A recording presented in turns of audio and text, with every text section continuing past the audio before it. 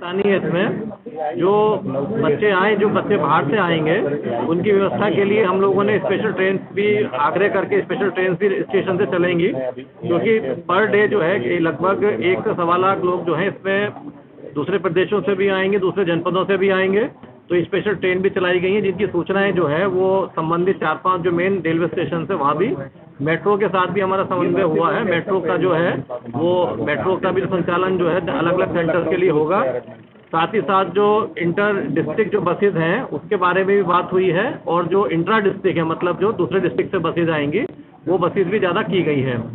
रात में हो सकता है कि बहुत सारे बच्चे जो हैं वो लेट नाइट में आए, उनके पास रुकने का स्थान ना हो। कई बार बस अड्डे और रेलवे स्टेशन में बहुत भीड़ हो जाती है, तो उसके लिए पूरे लखनऊ में जो उनके सेंटर हैं उसके आसपास के लिए कुछ जगह चिन्हित की गई है जहां उनको थोड़ा होल्डिंग एरिया दिया जा सके, जिसमें वो अपनी रात बिता सकें और सवेरे परीक्षा के लिए आ सकें। तो ऐसा प्रबंध किया गया है कि उनको जो परीक्षार्थी हैं उनको भी असुविधा ना हो और जो आम जनता है उसको भी सुविधा ना हो।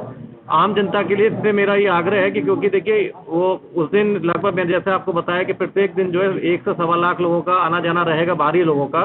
तो कुछ ट्रैफिक डाइवर्जेंस भी जो है हम लोगों के द्वारा किए जाएंगे। बस अड्डे रेलवे स्टेशन पे भी थोड़ा सा हो सकता है लोगों को असुविधा हो, लेकिन पूरा ध्यान रखा गया है, जिसको हम आपको प्रेस नोट दे देंगे। उसके माध्यम से आपको क्या क्या सारी चीज़ें, कहाँ कहाँ डाइवर्जन है, सारी चीज़ें उसके बारे में हमने आपको उससे अवगत करा देंगे। सर 81 सेंटरों में लगभग कितने अभ्यर्थी आएंगे? 81 सेंटर में लगभग कितने अभ्यर्थी आएंगे? ये देखिए आपको पहले ही बता दिया ना कि पर डे जो है 2 पालियों में है। पहली पाली 10 से 12 और दूसरी पाली जो है 3 से 5। तो पहली पाली में भी लगभग 40,000 के करीब बच्चे हैं और दूसरी पाली में भी लगभग 40,000 के बच्चे हैं। तो लगभग 80,000 एस्पिरेंट्स जो हैं, केवल एस्पिरेंट जो हैं वो एक पर डे आएंगे। सर जो रुकने की व्यवस्था सर सुनिश्चित की जा रही है या की गई है, वहाँ पर किन अधिकारियों को तैनात किया जाएगा? कौन उसके लिए अलग एक इसके लिए कंट्रोल रूम बनाया गया है। उसमें ट्रांसपोर्टेशन और उसके लिए श्री कमलेश दीक्षित जी डीसीपी साहब हैं, वो चीज़ को देख रहे हैं। और ये ऑप्शनल है, ये किसी को जबरदस्ती नहीं करना कि आपको वहाँ रहना है। हर आदमी अपने अपने साधन से आता है। ये उन लोगों के लिए है कि जिनको अगर कुछ भी व्यवस्था नहीं है तो वो वहाँ जाके अपना रात बिता सकते हैं। बारिश का मौसम है, बारिश में ना भीगे, समुचित वहाँ व्यवस्था की गई है, लेकिन उसकी भी एक लिमिट होती है। तो वो अभ्यर्थी अगर वहाँ हर बच्चा तो गाड़ी से आता नहीं है, कुछ लोग मोटरसाइकिल से भी आएंगे, बस से भी आएंगे, क्योंकि राज्य सरकार ने इस बार जो बसें हैं उसमें मुफ्त किया है। तो ज़्यादातर हमें उम्मीद है कि बच्चे जो है वो रोडवेज की बसों से ही सफ़र करेंगे। मेडिकल अरेंजमेंट्स भी किए गए हैं। सीएमओ साहब के स्तर से विभिन्न परीक्षा केंद्रों से आसपास के जो मेडिकल वहाँ संस्थान हैं, जो मेडिकल का वो स्वास्थ्य अस्पताल हैं, वहाँ पर लगभग 8 अस्पतालों पे जो है व्यवस्था की गई है। जो जनपद लखनऊ के विभिन्न अस्पताल हैं, सिंक्रोनाइज करते हुए कि कितने केंद्रों को कहाँ से सुविधा होगी, किस अस्पतालों से, ऐसा सीएमओ द्वारा अपनी टीमें लगाई गई हैं। इन केस ऑफ इमरजेंसी किसी को कोई मेडिकल असुविधा हो तो उसको तत्काल वहाँ पर उसको मेडिकल दिया जाए। देखिए ये परीक्षा कल से शुरू हो रही है। हमारा ये आप लोगों से एक आह्वान है कि आप भी अपने माध्यम से, चाहे अखबार के, चाहे न्यूज़ चैनल के माध्यम से, चाहे सोशल मीडिया के माध्यम से लोगों को अवगत कराएं इस चीज़ को, जो व्यवस्थाएं की गई हैं। और हमें पूरी उम्मीद है, पूरा विश्वास है कि इस बार जो परीक्षा होगी बहुत अच्छे माहौल में होगी, साफ सुथरी परीक्षा होगी, और जो बच्चे मेहनत करते हैं इसके लिए उनके लिए एक बहुत अच्छा अवसर होगा ये।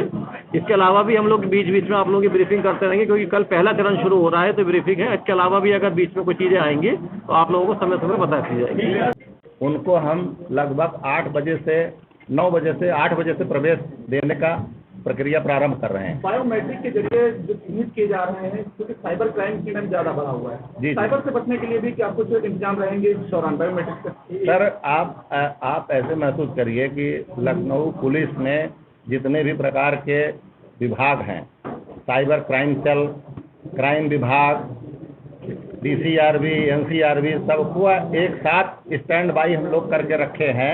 यदि कोई ज़रूरत पड़ती है, केंद्र से कोई सूचना आती है कि अमुक व्यक्ति का क्राइम रिकॉर्ड क्या है, तो हमको तत्काल वहाँ से वेरिफिकेशन करने में कोई समय न लगे। साइबर की टीमें एक्टिव कर दी गई हैं, तो कोई दिक्कत असुविधा होगी नहीं। सर 8 बजे से लेकर कितने बजे तक, कितने घंटे मतलब? सर परीक्षा 10 बजे से शुरू है, तो जो 9:45 बजे तक भी विद्यार्थी आ जाएगा।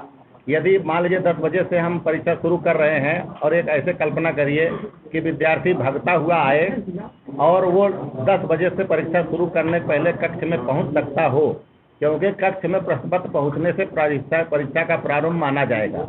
प्रश्न पत्र पहुंचने के पहले यदि आप प्रवेश कर सकते हो, इतना समय यदि आप पास लेकर के आ रहे हैं, तो हम 4 ड्रोन हम लोगों ने नज़र रखने के लिए रखा है। सीसीटीवी की जो वर्तमान व्यवस्था है, विभिन्न कंजस्टेड जगहों पर जो अभी लखनऊ पुलिस की व्यवस्था है, उतनी व्यवस्था है। सीसीटीवी का सेंट्रलाइजेशन हमने खाली जो है केंद्रों पर रखा है।